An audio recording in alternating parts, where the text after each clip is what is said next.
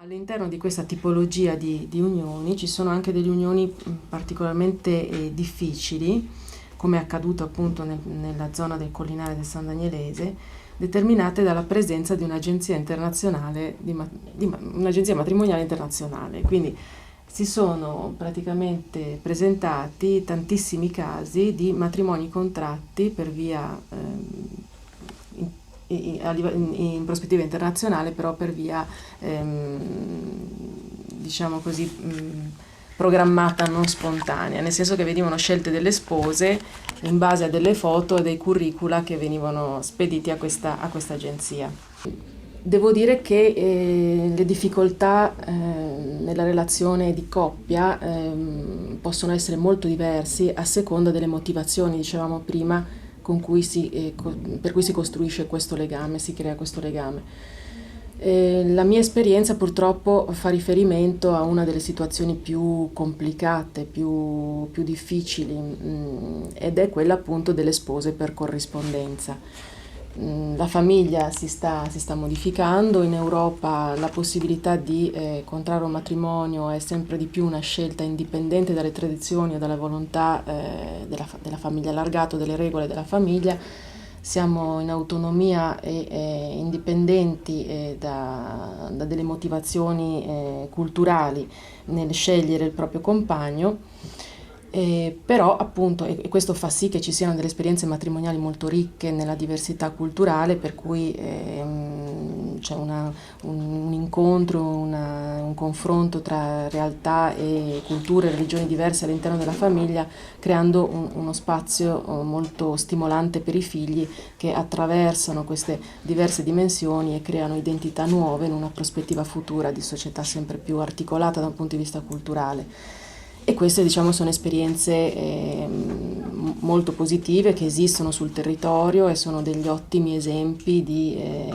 incontro culturale dentro alle dinamiche familiari, con dei risultati ottimali, sia nel benessere, diciamo, della famiglia, sia nella avanguardia delle strategie familiari e dei comportamenti anche dei figli, dei valori di riferimento dei figli e delle punti di diamante per la società, perché dentro queste piccole realtà sociali che sono le famiglie si vanno a sperimentare delle strategie di mediazione, come diceva anche Betty. Quando hanno successo sono sicuramente delle strategie da acquisire, da osservare, da utilizzare. Però ci sono anche purtroppo delle situazioni meno positive, meno ottimali, dove purtroppo la coppia, o meglio il matrimonio misto, diventa per uno dei due coniugi l'opportunità di un miglioramento economico, molto spesso anche l'unica possibilità per uscire da una situazione esistenziale e sociale deprivante e emarginata, mentre per il coniuge italiano diventa l'unica occasione per avere una famiglia, perché diciamoci la verità, queste spose per corrispondenza finiscono sempre all'interno poi di famiglie che già hanno delle situazioni problematiche dell'uomo, in particolare di solito è l'uomo italiano che utilizza queste agenzie per trovarsi una sposa straniera, basandosi poi su delle scelte che fanno riferimento a degli stereotipi, no? Esotici o erotici della donna orientale piuttosto che della donna, quindi, o della donna latinoamericana, quindi una donna che viene immaginata in uno stereotipo come una donna disponibile, accessibile, sia da un punto di vista erotico proprio, che da un punto di vista emozionale e sentimentale, a differenza delle donne italiane friulane invece vengono considerate molto più complicate da questo punto di vista e meno accessibili, meno facili. Quindi molti uomini in situazioni di fragilità sociale o perché hanno situazioni di disagio, bisogna dirlo, legato a storie di alcolismo o di disagio mentale, o perché per vari motivi raggiungono l'età dei 50 e oltre e non sono ancora riusciti a trovare una sposa e quindi arrivano a questa soluzione come strategia ultima per poter trovare una soluzione e crearsi una propria famiglia. Una moglie straniera con tratti somatici anche molto diversi, con una lingua diversa, con delle abitudini quotidiane diverse, con un'idea di maternità e di accudimento diverso, succede di solito sempre una gran rivoluzione, c'è sempre un momento di grande tensione e quindi c'è un problema di mediazione non solo all'interno della coppia tra marito e moglie, ma anche all'interno della famiglia allargata e poi, non ultimo e non meno importante, all'interno della società di accoglienza. Di fronte a queste situazioni noi abbiamo avuto poi diciamo, la necessità di affrontare le problematiche espresse dai figli, perché dentro la conflittualità che si viene a creare all'interno della coppia, all'interno della famiglia, dentro al tentativo del coniuge italiano di assimilare la propria sposa,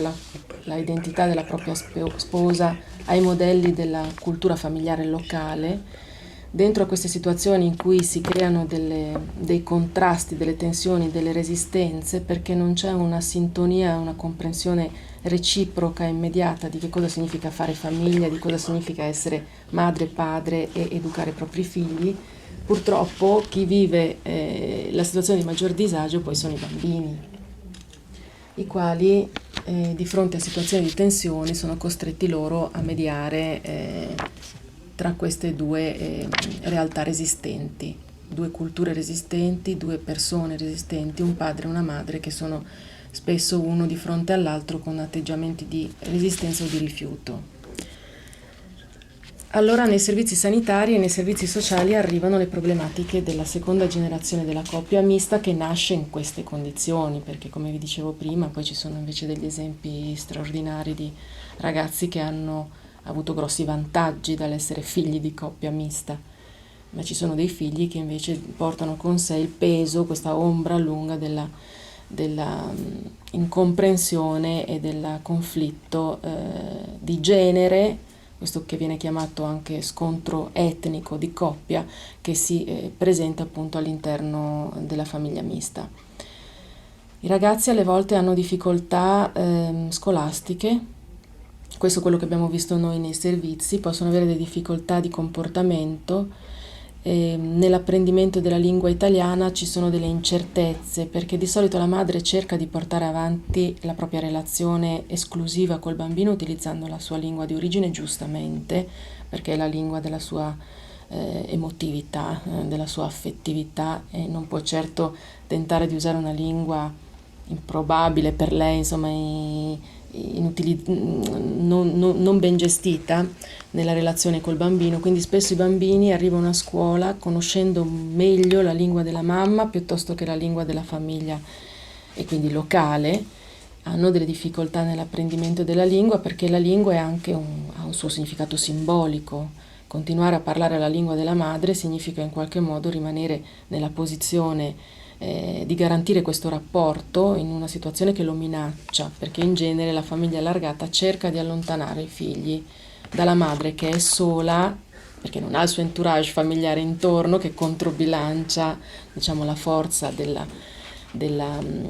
gruppo familiare del marito che l'accoglie, e soprattutto perché la donna comunque viene considerata da un punto di vista delle capacità di accudimento e di maternage non sempre adeguata, proprio perché ha uno stile diverso, ha una modalità diversa. E quindi spesso ci sono degli atteggiamenti da parte delle nonne, delle zie, di tentare di allontanare, di assimilare il bambino alla propria famiglia allontanandolo dalla madre. Ecco che quindi la lingua diventa simbolicamente l'unico canale attraverso il quale madre e bambino mantengono una situazione di attaccamento, di vicinanza e di solidarietà, e questo diventa un problema per il bambino e nel momento in cui si appresta alla scuola. Questa è solo una sfumatura delle tante che si possono presentare come difficoltà della seconda generazione di famiglia mista.